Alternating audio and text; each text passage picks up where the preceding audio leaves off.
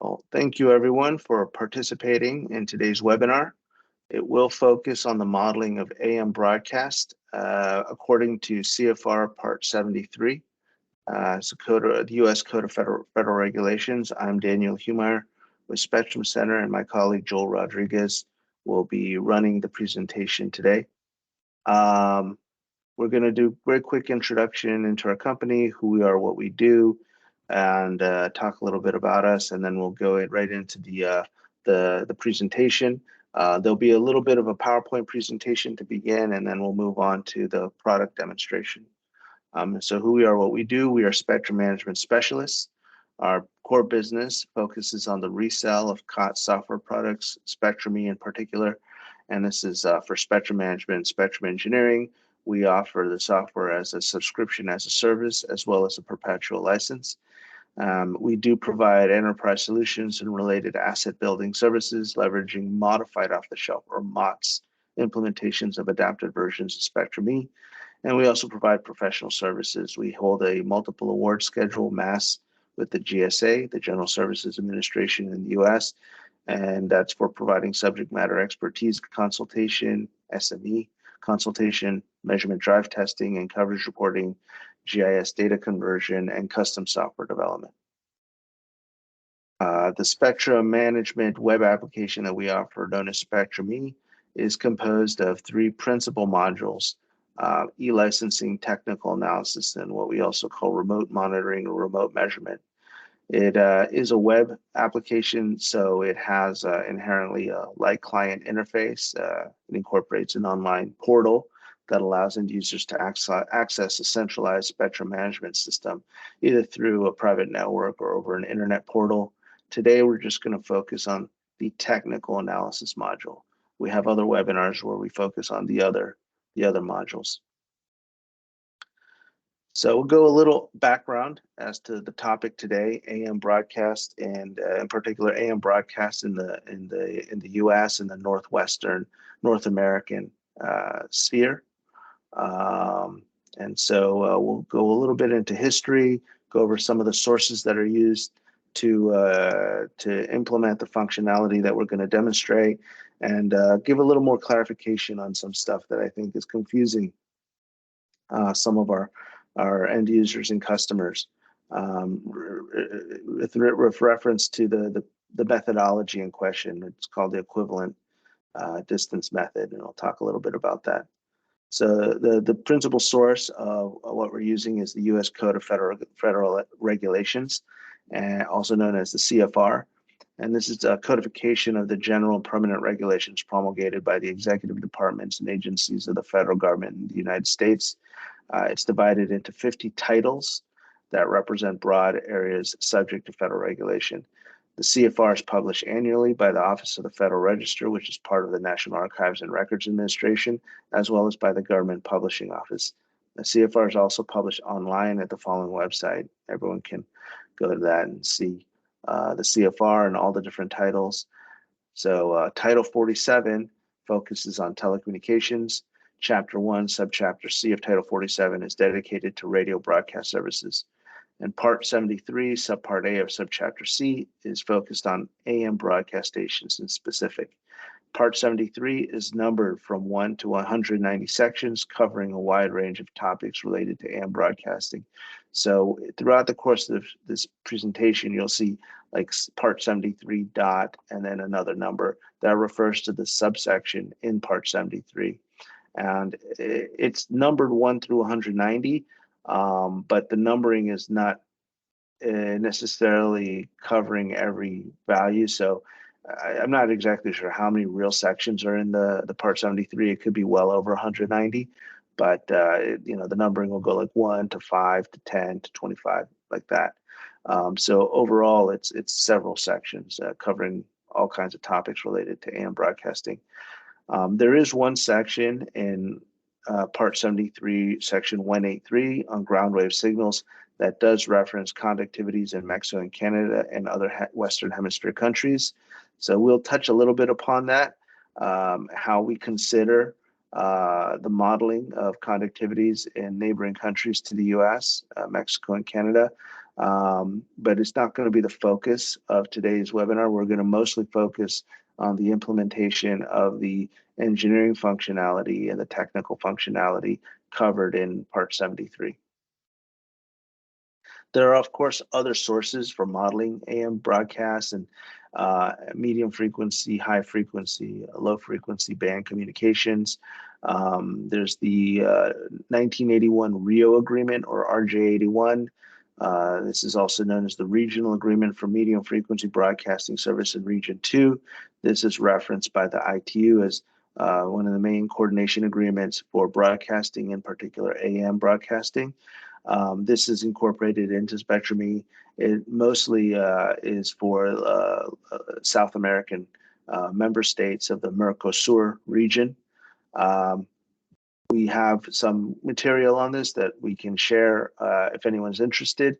We may do a separate webinar on just RJ81 at another time, and that would be for our Latin American customers or South American customers in particular.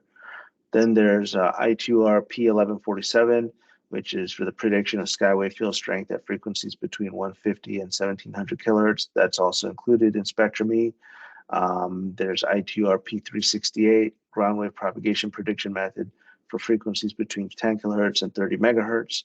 And then I2R P533 is a method for prediction of the performance of HF circuits that incorporates several other recommendations, such as 842, 1239, 1240, that cover modeling and calculation of reliability for HF radio systems, methods for predicting the maximal usable frequency and ray path prediction.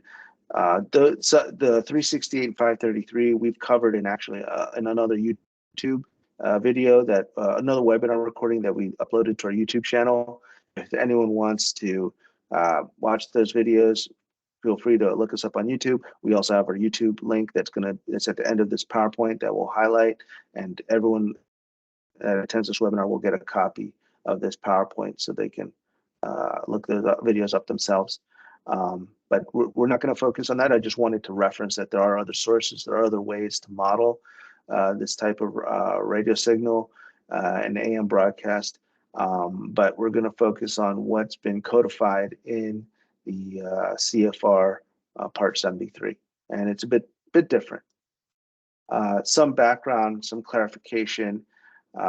This is in reference to the naming of the methodology that we're going to focus on for ground wave field strength predictions. It is what's incorporated into the Part 73 is known as the equivalent distance method. I think for various reasons this has been referred to as the Kirke method. It's not really the Kirke method. So give a little background here. In 1949, and a research and development broadcast engineer from the BBC named H.L. Kirke published a white paper titled Calculation of Ground Wave Field Strength over a Composite Land and Sea Path. This white paper compared the benefits of different methods for predicting ground wave signals that were available at the time. The two predominant methods were known as the equivalent distance method and a variation of an older method known as the equivalent power method. Different scientists such as Somerville, Millington, Eckersley proposed these methods, and Kirke's white paper was just a comparative analysis of these same techniques and methods without concluding that any single ground wave prediction method was superior to all others for all scenarios. In 1986, a version of the equivalent distance method was incorporated into the U.S. Federal Communication Commission's OET R86-1 document entitled Modern Methods for Calculating Ground Wave Field Strength over a Smooth Spherical Earth. And this document was published into Fortran code for the FCC's ground wave model. And that is what's referenced in CFR Part 73. And we did the work of porting that Fortran code into modern programming language so we could incorporate it into our product.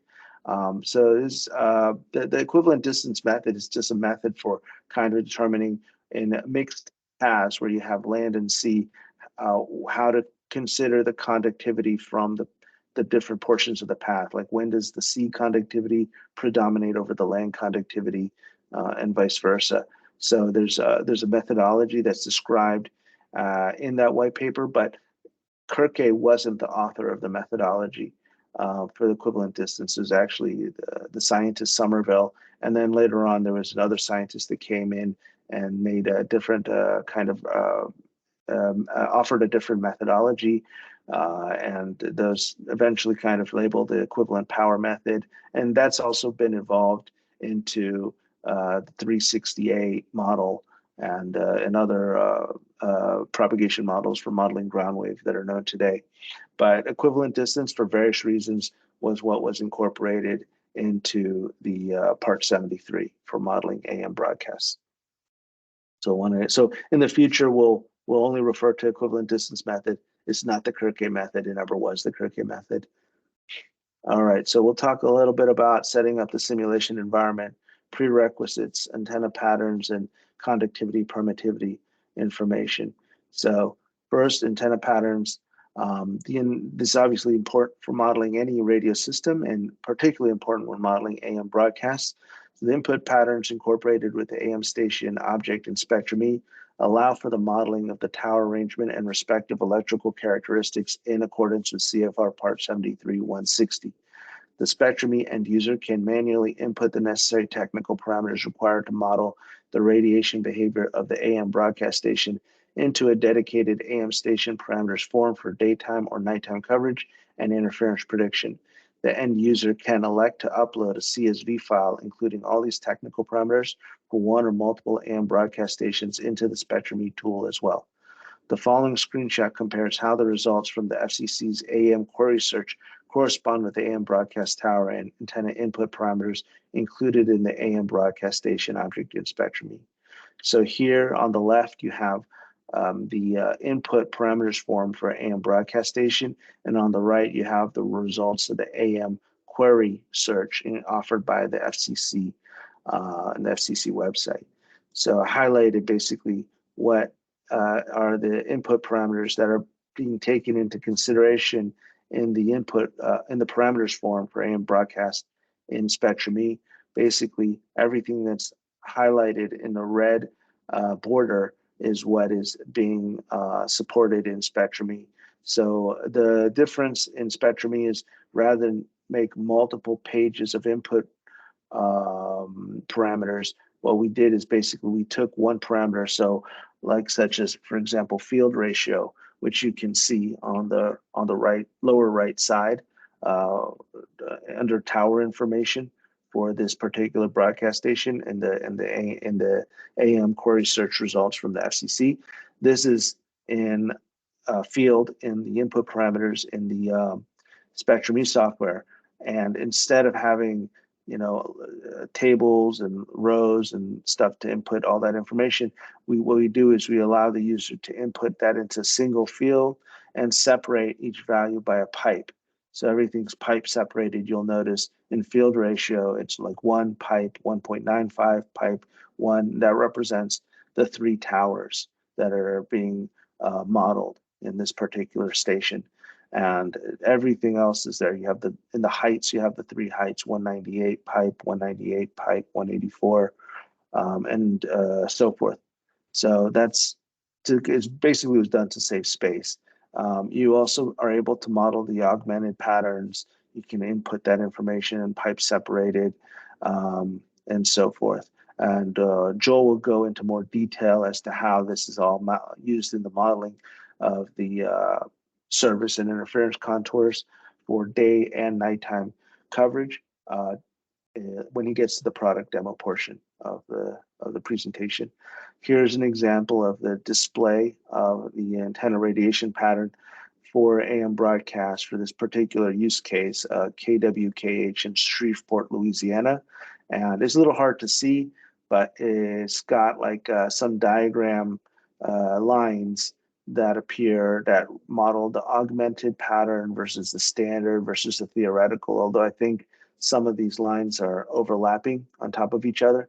So it's a little difficult to see, but that's straight from the FCC. And then you can also see the values in 5 degrees separated azimuths for the theoretical standard and augmented pattern, also available in the same output from the FCC website. So if we look in Spectrum E, we've essentially replicated this capability. So you can model the AM antenna pattern, the multiple towers, the augmented field strength, versus the theoretical versus the standard, and as well, all that can be input with 5-degree azimuth separation into an input table in the tool.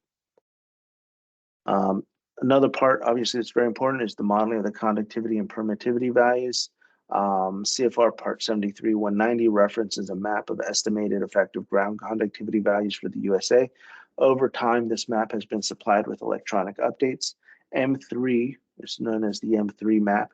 It refers to text files, m3.seq and m3hw.seq, that contain the updated conductivity data for the US, including Hawaii, as well as some areas in Massachusetts, I believe, in Louisiana. Spectrum Center combined the M3 text files along with the conductivity data for the rest of IT Region 2, captured another text file labeled r2.seq, and that resulted in the provision of contiguous mapping coverage conductivity information for the entire global Northwestern corridor, compatible with FCC rules. Additional adjustments to the integrated conductivity map to support compliance with the U.S.-Mexican bilateral coordination agreement for AM broadcast have also been implemented with Spectrum-E. The M3 conductivity map data provided with Spectrum-E covers terrestrial conductivity ranges from 0.5 to 30 millisiemens per meter for all North America, Central America, and the Caribbean, as well as the northern section of South America. And we have other maps as well that cover the whole planet for different regions that come from the ITU. The higher the conductivity value, the better the propagation environment for emissions in the LF to HF band. For example, the conductivity of seawater is 5,000 millisiemens per meter, which is the best propagation environment for AM signals. So here's a quick example, what is known as figure R3. This is the original conductivity map for the US. This is the contiguous US. It didn't include, at the time, Alaska or Hawaii or any other of the US territories. When these maps were first published, which I believe was in the 40s.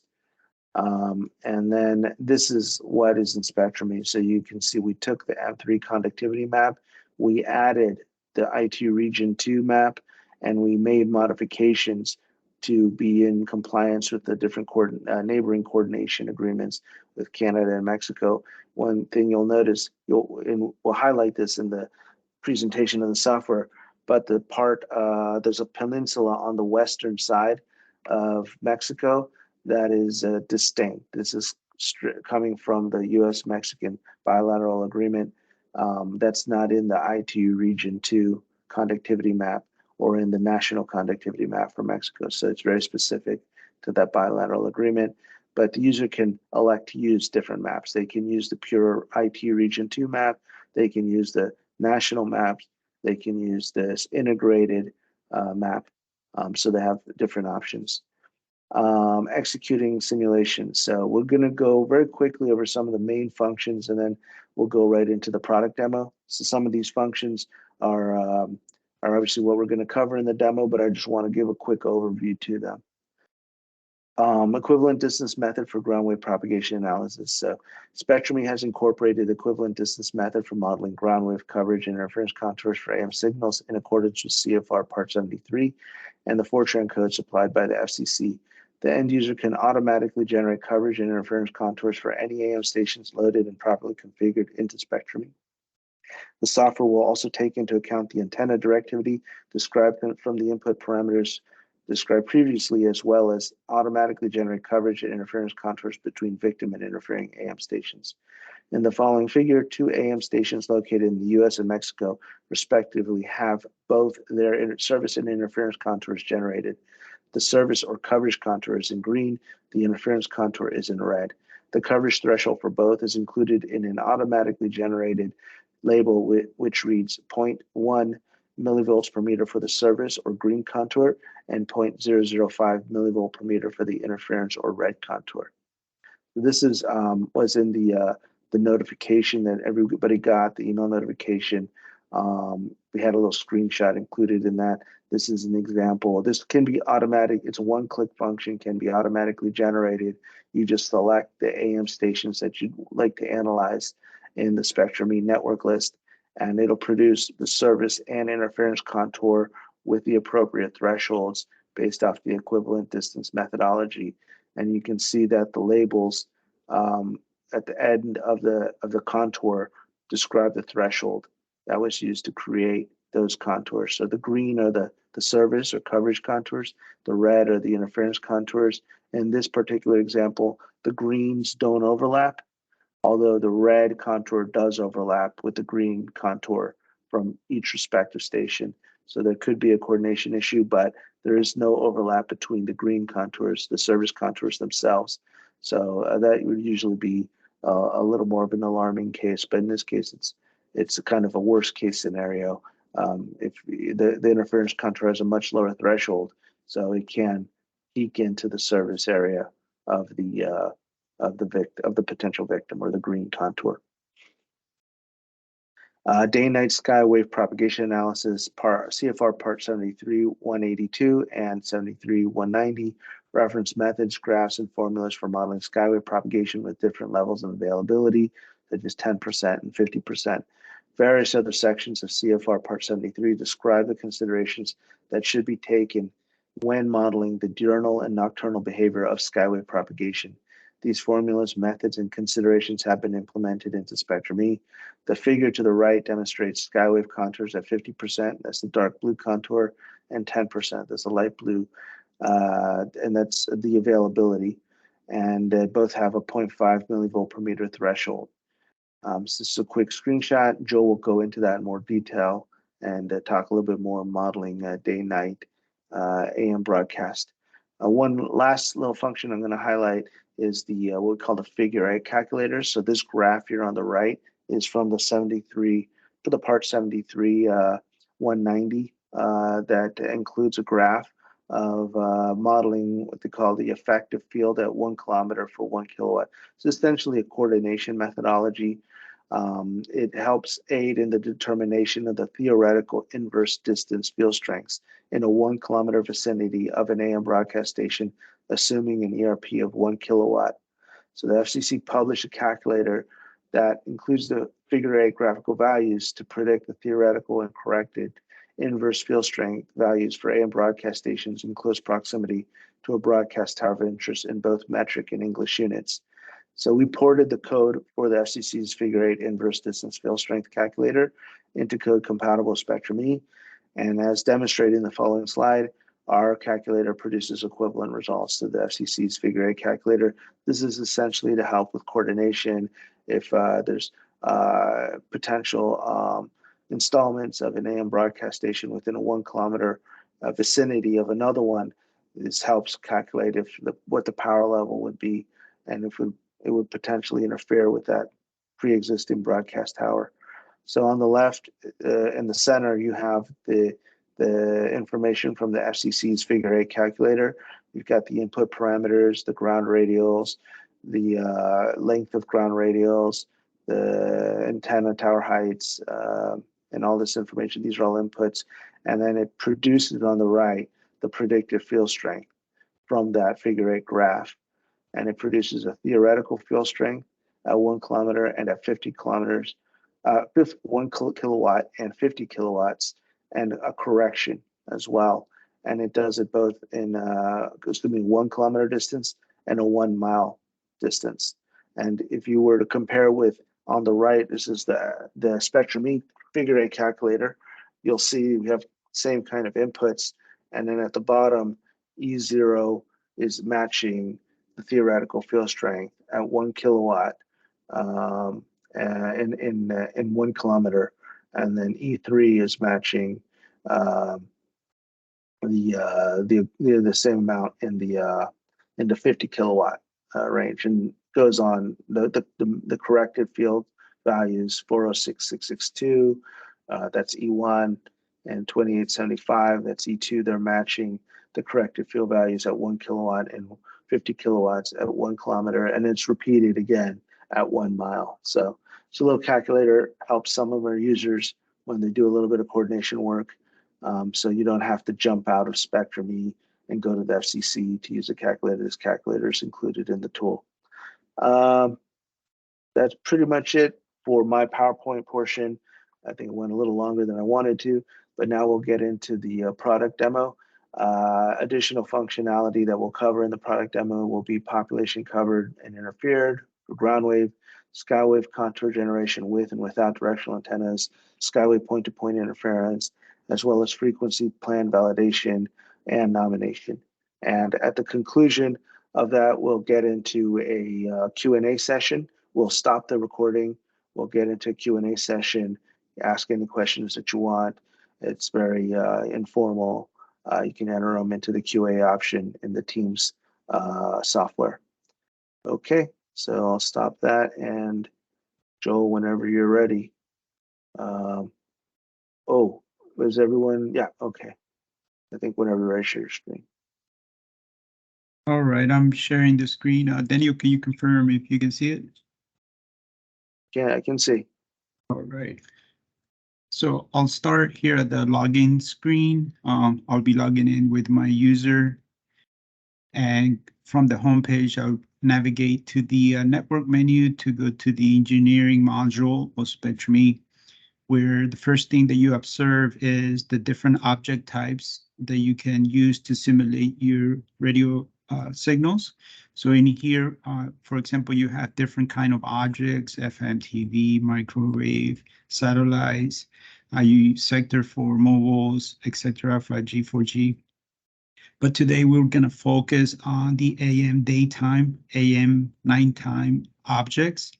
You'll notice that as I select the different objects, the options on the left adapt automatically for the user so that the user uses the functions that are related to the particular technology of interest. So in this case, AM, and I have my AM functions on the left, makes it easier for the user to pick which options they want to execute for their analysis. So in here, you'll notice the AM daytime has a few more options than the nighttime, and it adapts accordingly as well. So the first thing that I want to show you is over at the map, and I'm going to zoom out so we can have a broader view, more like a bird's eye view of North America here. And by default, you'll notice that you have the regular map with the map images loaded. We have different ways to control what is displayed on the map. So to change the mapping feature, we're going to go to display options. From here, what I want to do is change my background, and I have the ability to change from different conductivity maps, as Daniel described on the PowerPoint.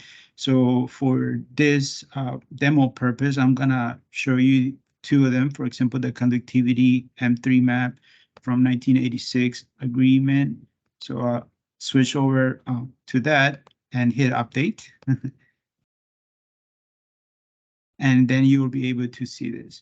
Now, what's interesting is that once you zoom into, say, a given area of interest, and you'll see a higher resolution for the images, but you'll also be able to see differences in the smaller zones for the conductivity values. So, for example, when I change over to a different map and hit the update button, you'll notice in a smaller area, it will be easier for the eye to see the differences between the maps.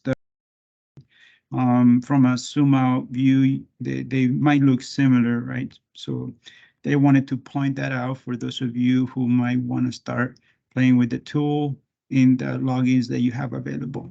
For the rest of the demo, though, I will switch back to my regular images with the map view, as you see here. Okay, and I'm gonna go ahead and go back to the network menu, and I'm gonna show you something interesting here about the antenna patterns. So as Daniel described, the tool has the ability to put in data for multiple towers, which is very important because for an AM station, the antenna information actually is what dictates how the signal is going to radiate for this station. The antenna information is actually the station. So as you can see here is all the on the top, I have 3 towers for each tower, the index of the separated values with the separated by pipes is shown here. So I have all those values for those towers. And also if I have any modifications to the radiation pattern, you can see here like the augmented pattern and the azimuth values and its correspondence field strength at each index in that pipe delimited array. Versus the bottom one is a single tower, it's just an omni antenna. So for the first one, which is the 3 towers that I'm using, I'm gonna show you different ways, or actually 2 ways that you can visualize the antenna pattern. So for example, if you want to see just the antenna pattern that is assigned to this tower. So for example, it could be theoretical, directional, or augmented. We know that there's augmented data. So it is an augmented pattern. So if I want to see this single pattern, I can click on the single view and it will show me that one pattern. And in the table, the tabular data, I will get just the information for that augmented pattern, which I can export to CSV.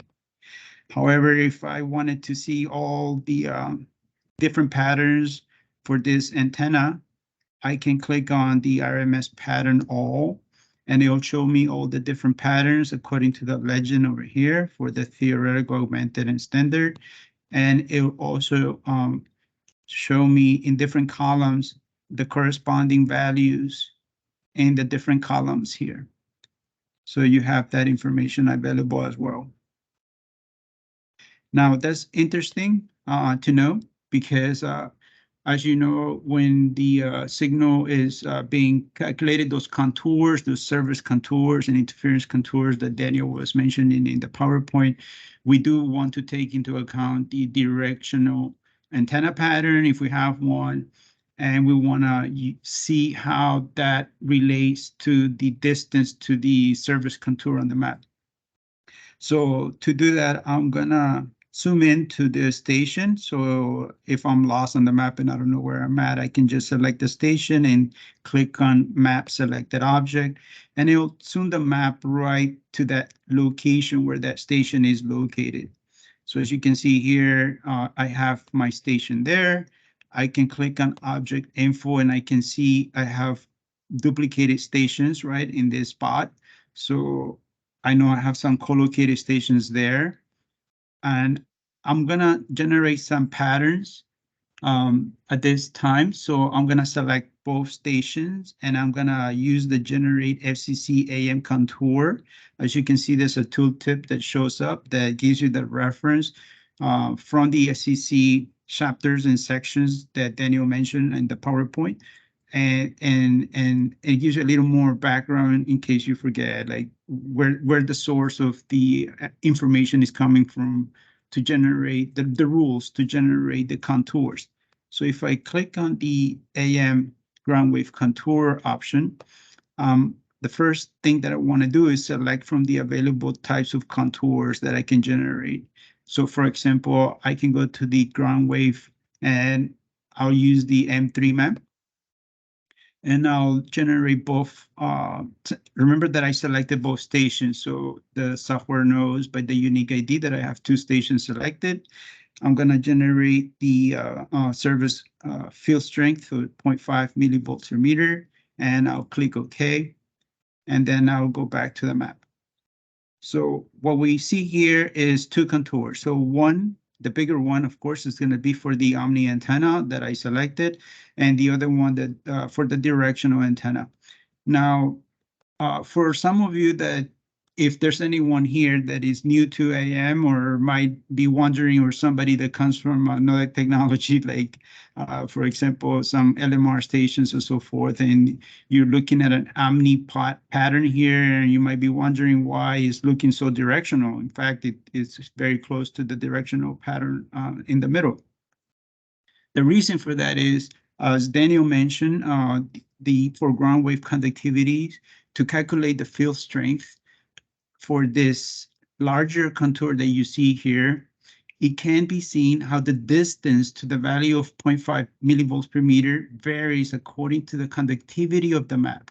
So you remember the picture that I showed you before with those little zones for different conductivity values. So as the signal traverses those different zones, the distance, the radial distance to the point in the contour that is going to be calculated for that field strength of 0.5 millivolts per meter is going to vary, is going to change accordingly. So this will in turn cause the contour not to be uniform as you would expect from an omni radiation pattern.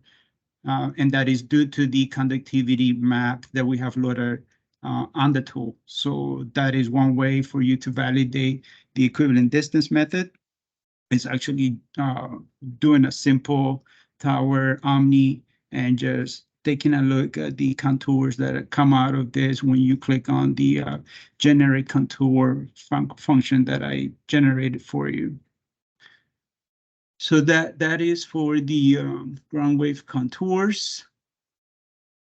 And now I'm gonna switch over to show you a similar example, but using the nighttime component. So that's interesting as well because it switches, right? The to the sky wave component instead of the ground wave.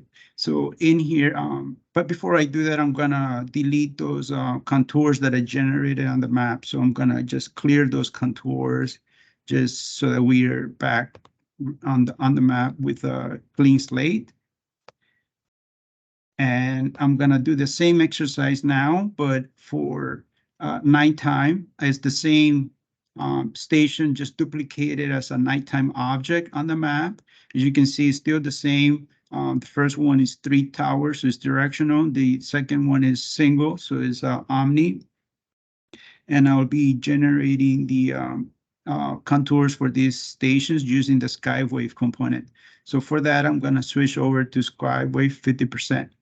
And I'll leave everything else by default and then switch over to the map. Now, the skywave, something interesting about this is that it does generally generate larger contours. So I'm going to be zooming out to a bigger area. And here it is clearly visible that the contour for the Omni Skyway station is much larger, and this one does have a uniform circular contour when compared to the directional contour of the directional tower, which has actually 3 towers.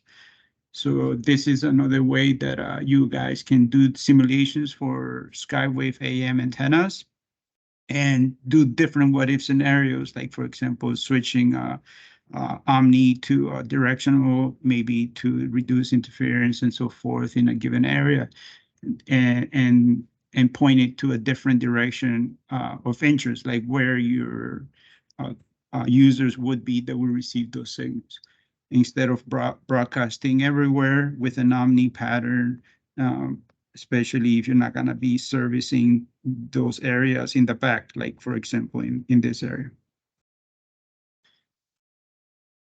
Okay, so that it's a little short demo on the contour generation part.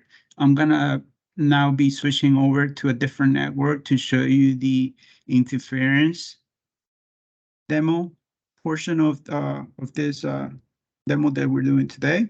So I'm gonna switch over to my interference demo network.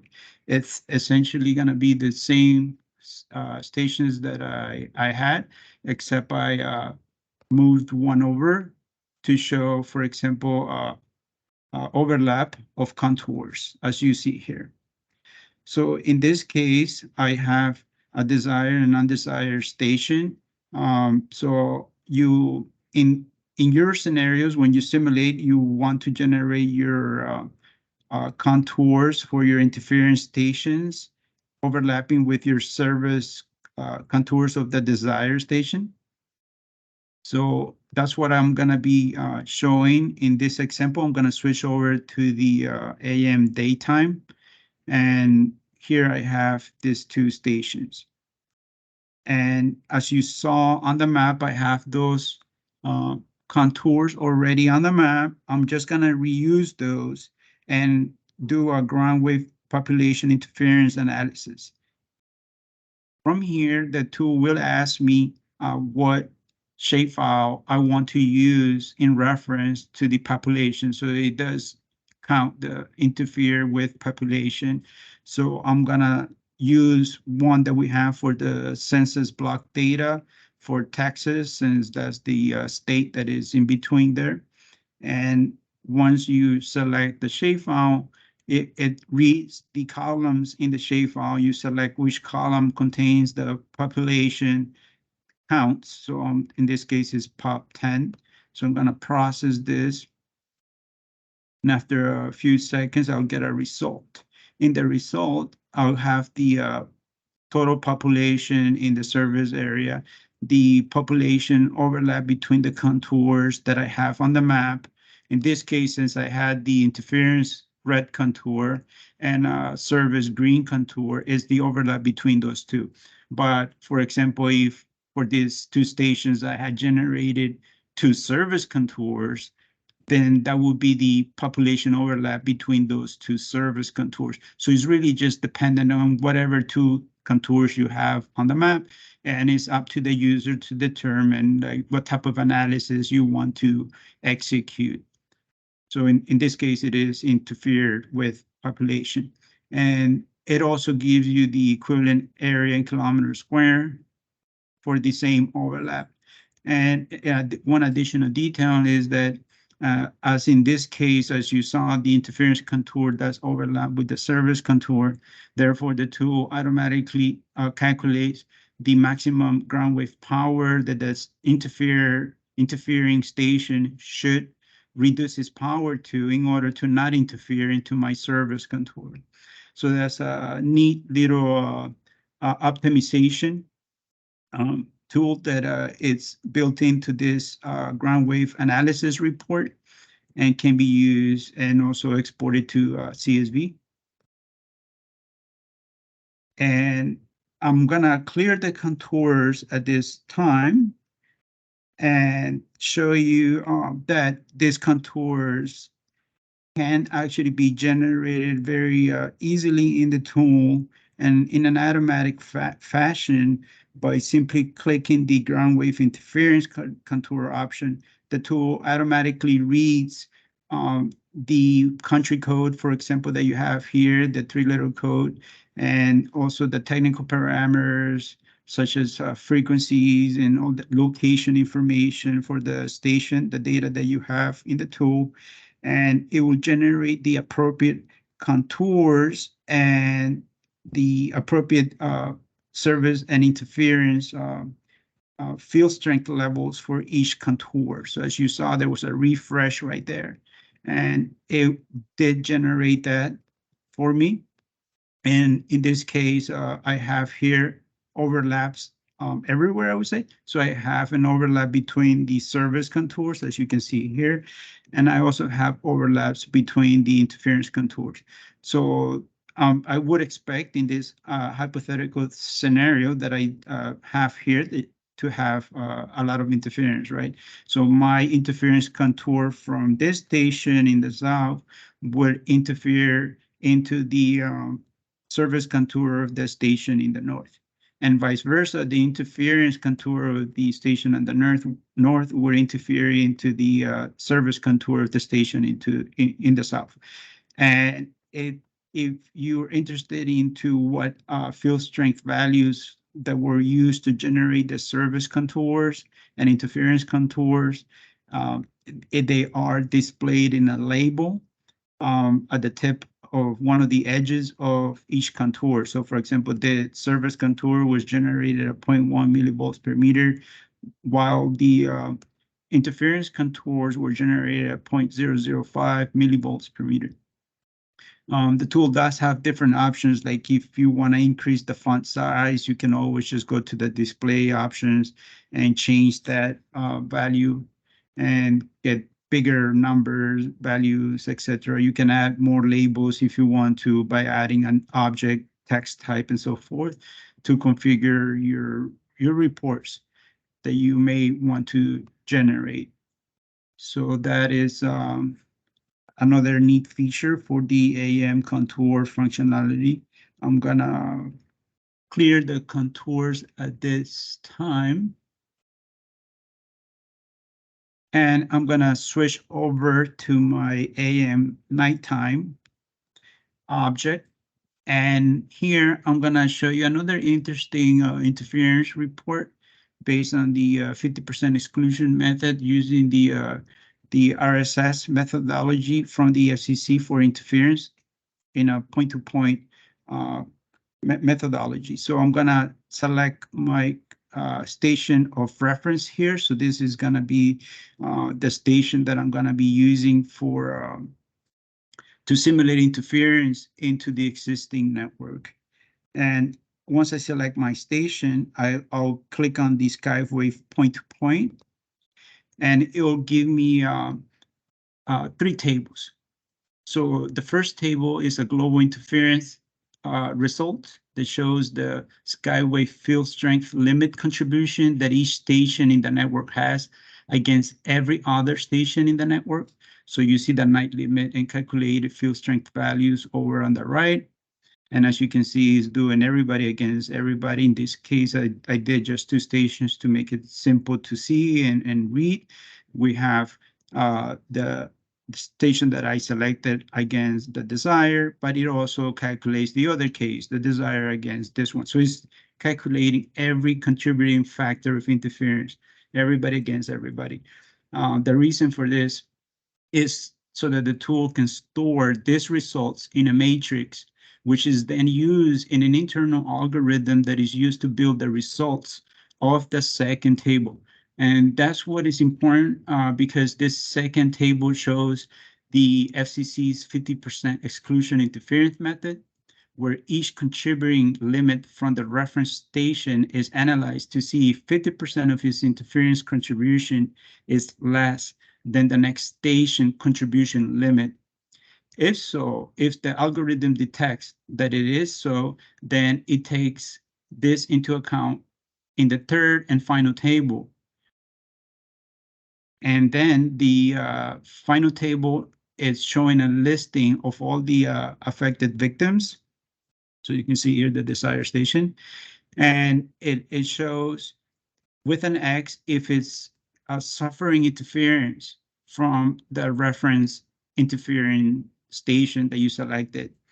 And it also shows you at the end the maximum allowed power that this victim station is able to support. So that is something very interesting. And of course, if you had more stations that are receiving interference, you will get a listing of all of them and the maximum allowed power. Of course, the smallest amount will be the amount that dictates the power that the interfering station would have to have in order to not interfere into the victim stations listed in this table. So in this case, it would just be 12.5 kilowatts. So that would be one interesting result for point-to-point skywave interference used for nighttime AM stations. I would like to also show you another one using the daytime. So since, of course, we're switching components here between day and night. So at night, we use the skywave. Day, we use the ground wave. Therefore, we're going to use a different interference methodology as well. So I'm going to select my first station here. And I'm going to be doing ground wave frequency plan validation. So frequency assignment. Now click on this. And from my list of available frequency plans, I'll switch over to AM. And the victim types are going to be AM daytime. So I'll switch over to those types of objects and hit run. And as expected, since I have those two stations, I knew already, but it would tell me that, yes, you cannot use the 540 because there's an existing incumbent station that has 540 already, and that's the distance to it. And we also have, also what's interesting about this result is that it calculates, you see that there's a pipe in these columns. That means that it's calculating interference to and from the station that I selected. So interference into the network and interference from the network. So that it shows you if you are generating interference to others, and the others will be the incumbents, that's the victims. And the second status would be if you receive interference from the other stations in the network, to yourself, to the station that you selected. So of course, for regulatory purposes, the first value before the first pipe is the most important one because you don't want to approve something that is going to interfere into other stations. So that's I would say, the most important value to look at. But it just gives you all the different information that you do need to investigate the interference that was calculated and why there's interference. It gives you the overlaps, the power levels, and what's more interesting is the maximum power that this station can have in order to not interfere into the victim station. So in this hypothetical scenario that I selected, I put them, of course, close to each other, same frequency and all. So yeah, I could not use the 540 frequency from my list of frequencies for the AM channel plan. So I could use any of the other ones, though. I could use like 550, 560, and so forth. Something else that it does calculate the conductivities based on whatever map you have loaded on the tool. So in this case, this is the third one that I left loaded on the map. So that's the one that is being used for the conductivities calculations. Okay, now, so I've showed you a quick and easy demo with two stations in daytime and nighttime. So of course, once you import your stations from a database or from an Excel sheet, you may have hundreds, maybe even thousands. So in order to facilitate the import of batch import of stations, we do have that ability. So I'm just gonna do a quick demo on that. So I'm gonna switch over to my third network here, which is called the import demo. And as you can see, I have 0 stations here, and I'm gonna load CSV that I have previously exported, and it's right here. It's called object list CSV, and I'm gonna import it to my AM daytime object. And as you can see, it imports the stations that I have in my CSV. And if case you guys want to know how to import, all you have to do is select your stations, click on export as CSV, and then for the selected objects, it'll export them out into a CSV, which you can use as a template. And as you can see there, I'm downloading it. And it'll give you the column headers, and also it's going to export the sample data. You can see how you can use this to import multiple stations, as many as you want, in each row of your CSV, and import it to the map in the same manner as I showed you earlier. So this concludes my portion of the demo. I hope everyone got to see all the interesting features for AM planning and coordination that you expected to see. And if not, or if you have any questions, we're happy to take some questions over on the question and answer section of the webinar. Thanks, everyone.